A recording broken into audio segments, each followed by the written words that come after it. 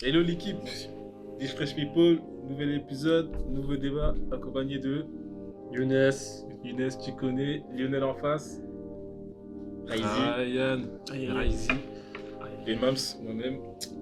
Le débat du jour, ça va tourner autour des études, des diplômes, l'avenir, le salaire, tout ce qui s'ensuit. J'ai mal à la tête. C'est parti. les problèmes. C'est parti. Baby, don't act like a bolo. Hey, no me mola ce bolo. Hey. Du coup, pour débuter, on va faire un petit tour de table sur vos différents parcours, vos différentes études que vous avez fait. Après le bac, hein, tout ce qui est avant, on s'en fout, brevet, tout ça, ça compte pas. Absolument pas. Allez, c'est ça, il y en a peut-être qu'ils ont raté.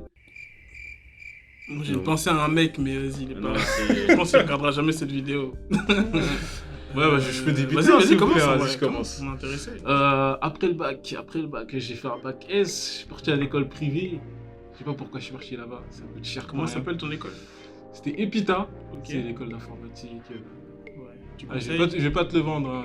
tu conseilles pas ou tu conseilles? Bah, en soi, je Rapide. conseillerais parce que t'es cadré, si tu veux. Parce Mhm. que j'étais là-bas, t'es cadré, j'avais des contrôles toutes les semaines, tous les lundis, il y avait des QCM, c'est vraiment. T'es Ouais, suivi quoi, t'es d'accord. suivi. Ok. Et j'ai quitté cette école privée, je suis parti à l'université. C'est le jour et la nuit, hein. Là-bas tu vas pas, personne, tout le monde s'en fout. À la fin d'année, il y en a qui vont te souvenir même pas de ton nom, de ta tête ou quoi que ce soit. Du coup, j'étais un peu plus autonome. C'est pour ça que je trouve que c'était un peu mieux l'université, parce que c'est plus tard dans ton métier, tu seras autonome, tu seras pas cadré comme. Ça t'apprend à être un bon élève en réalité, mais pas à être un bon, Ouais, un après- bon travailleur. Après, il y en a en sortie de bac, ils ont besoin d'être cadrés encore.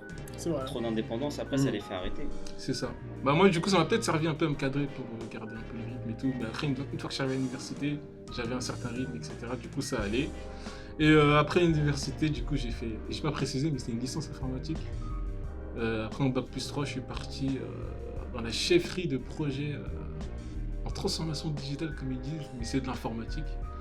Et du coup, me voilà maintenant là où j'en suis, à ma dernière année de master. On applaudit le parcours. On applaudit. Félicitations. J'ai encore rien gagné, mais bon, ouais, bah merci. Merci. Ils disent tout ça.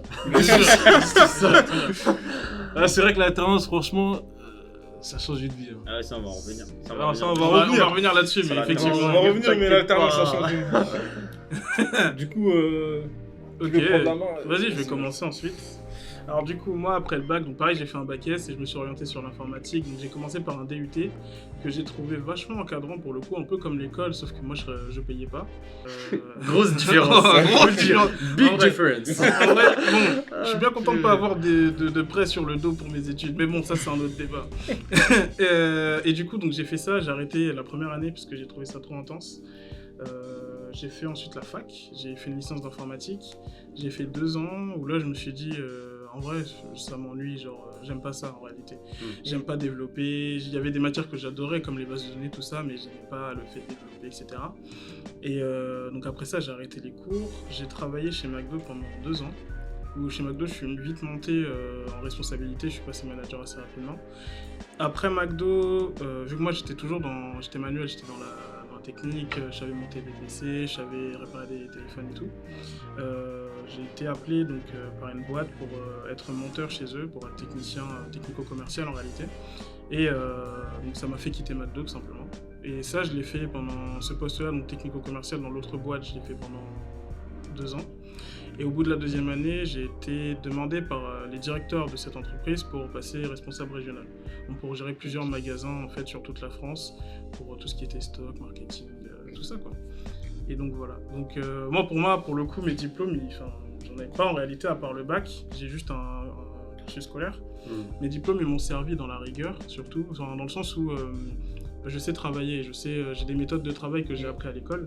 Et voilà, je suis quand même un maximum instruit, donc pour ce que j'ai pu accomplir, c'est quand même très bien.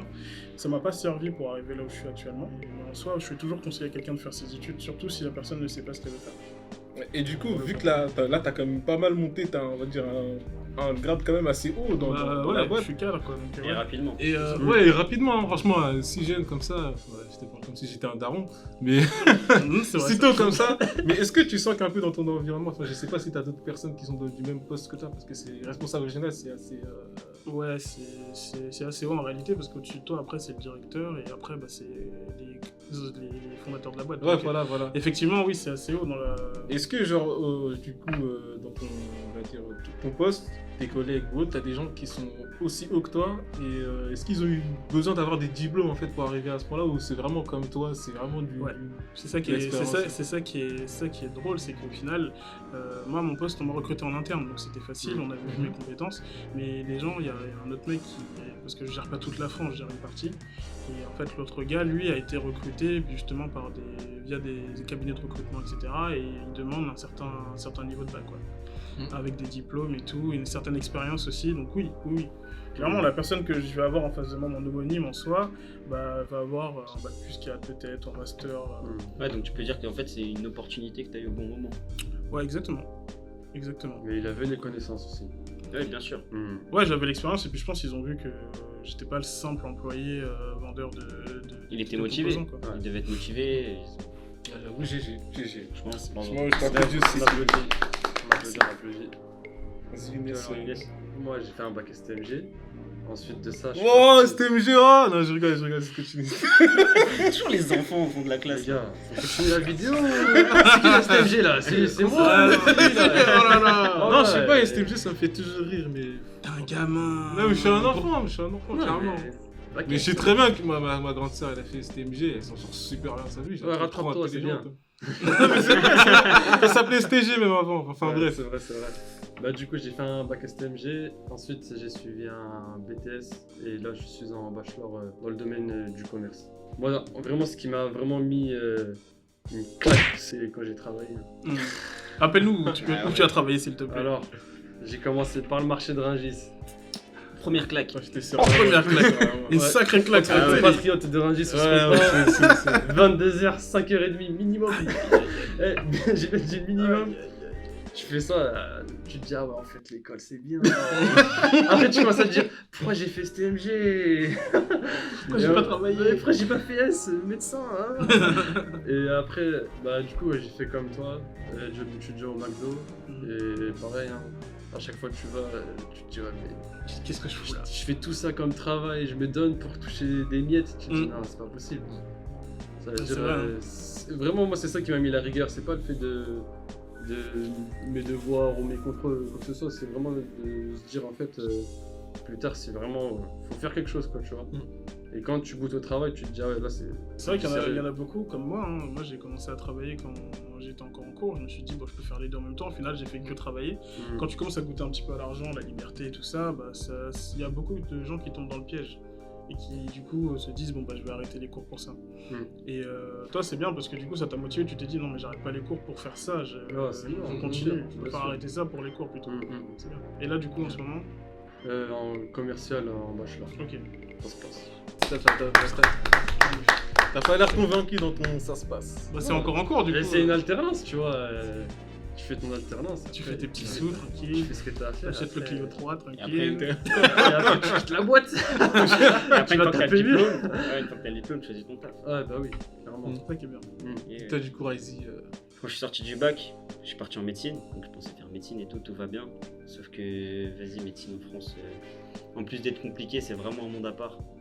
Genre, on peut pas forcément se reconnaître dedans. Du coup, là, changement total d'ambiance. Je suis sorti, je suis parti faire un DUT dans quelque chose qui me passionnait, donc tout ce qui était mécanique, etc. Je vois que ça m'a plu, donc j'ai suivi le cours sans vraiment savoir qu'est-ce que j'allais faire après. Donc, je suis parti faire une licence en mécanique. Et puis après, je commence à en avoir marre un peu de la mécanique, donc j'ai voulu me changer un peu, m'ouvrir. Donc je suis parti en école d'ingé, où là je pouvais choisir la spécialité que je voulais. Donc j'ai commencé à faire de l'alternance, parce que l'année ça coûtait trop cher. Parce que c'est ça l'avantage aussi qu'on a en France, c'est que les études elles sont gratuites, sauf quand C'est tu rentres clair. dans des écoles. Et donc après quand je suis rentré en école d'ingé, je me suis dit vas-y je fais un truc totalement qui n'a rien à voir. Je fais de la logistique parce que j'en ai marre de faire de la mécanique, etc. Donc je suis parti faire ingénieur logistique dans une boîte. Et justement par le biais de cette alternance, bah, j'ai vu que ça me correspondait pas trop. Enfin en gros que je savais faire, j'aimais bien, etc. Mais que je me voyais pas faire ça toute ma vie. Donc du coup j'ai pu changer d'alternance en cours d'année pour intégrer une nouvelle boîte, une start-up, où j'avais plus de missions, plus de polyvalence, etc.